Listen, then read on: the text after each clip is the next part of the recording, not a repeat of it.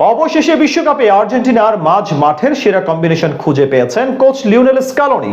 শক্তিশালী এই মাঝ মাঠ নিয়ে রোববার অনুশীলনে সেরেছে আর্জেন্টাইন কোচ ম্যাক অ্যালিস্টার ও এনজো ফার্নান্দেসের সাথে, যেই কম্বিনেশনে রয়েছে একটা বড় চমক। মাঠের লড়াই 11 জনকে নিয়ে ফুটবলে একাদশ সাজানো হলেও বড় মঞ্চে ম্যাচের নিয়ন্ত্রণ ধরে রাখতে মাঝ মাঠের কোনো বিকল্প নেই। তাই তো সবার আগে আর্জেন্টিনার মাঝ মাঠের কম্বিনেশন সাজিয়ে ফেলেছেন কোচ লিওনেল স্কালোনি। এমনিতে 2022 বিশ্বকাপ জয়ী কোচ সাম্প্রতিক সময়ে বিশ্ব ফুটবলের সেরা কোচদের একজন। তাই তো আধুনিক রণকৌশলে সুদক্ষ দিগ্বিজয়ী আর্জেন্টাইন 2026 বিশ্বকাপের মহরণ শুরুর আগেই আর্জেন্টিনার মাঝমাঠ নিয়ে সব জল্পনা কল্পনার অবসান ঘটাতে চান, যেখানে তিনি খুঁজে পেয়েছেন বিশ্বজয়ে সক্ষম দারুণ এক মিডফিল্ড কম্বিনেশন। এনজো, ম্যাকঅ্যালিস্টার এবং ডিপলের মতো চেনা মুখগুলোর পাশাপাশি যেখানে যুক্ত হয়েছে দারুণ চমক। কানসাস সিটিতে নিজেদের বেস ক্যাম্পে রোববার সবশেষ অনুশীলনে স্কালোনি এই মিডফিল্ডার নিয়ে করেছেন বিশেষ অনুশীলন। আসন্ন বিশ্বকাপের রক্ষণ ও আক্রমণ ভাগের মাঝে দারুণ এক সেতুবন্ধন তৈরিতে যে মিডফিল্ডাররা কার্যকর ভূমিকা রাখবেন। মূলত সাম্প্রতিক সময়ে জাতীয় দল ও ক্লাবের হয়ে দারুণ পারফরমেন্সের স্বীকৃতি স্বরূপ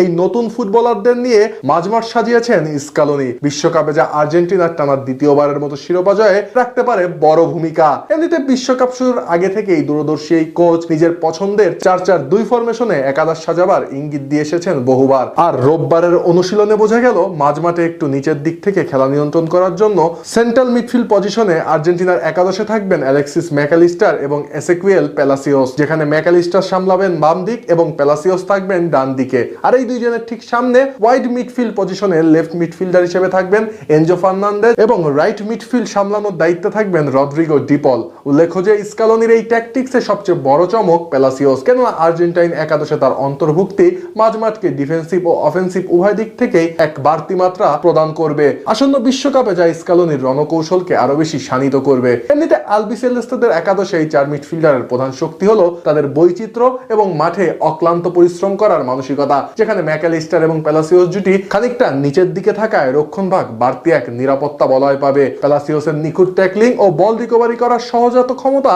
এবং ম্যাকঅ্যালিস্টারের প্রেস রেজিস্ট্যান্স ক্ষমতা প্রতিপক্ষের যে কোনো কাউন্টার অ্যাটাককে মাঝপথেই ধূলিসাৎ করতে সক্ষম হবে। অন্যদিকে আক্রমণের ক্ষেত্রে এনজো ফার্নান্দেজ লেফট মিডে খেলায় তার নিখুঁত লং পাস এবং দূরপাল্লার শট নেওয়ার ক্ষমতা আক্রমণ ভাগকে আরো বেশি ধারালো করবে।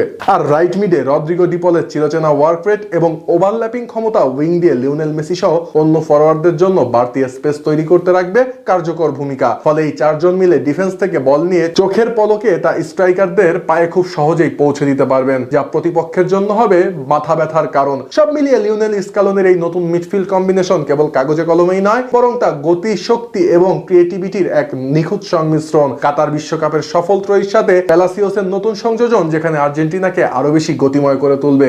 আর তাই বিশ্বকাপের সোনালী ট্রফি ধরে রাখার মিশনে এই 4 সেনাপতিকে আর্জেন্টিনার চালিকা শক্তি হিসেবেই দেখছেন বিশ্লেষকরা।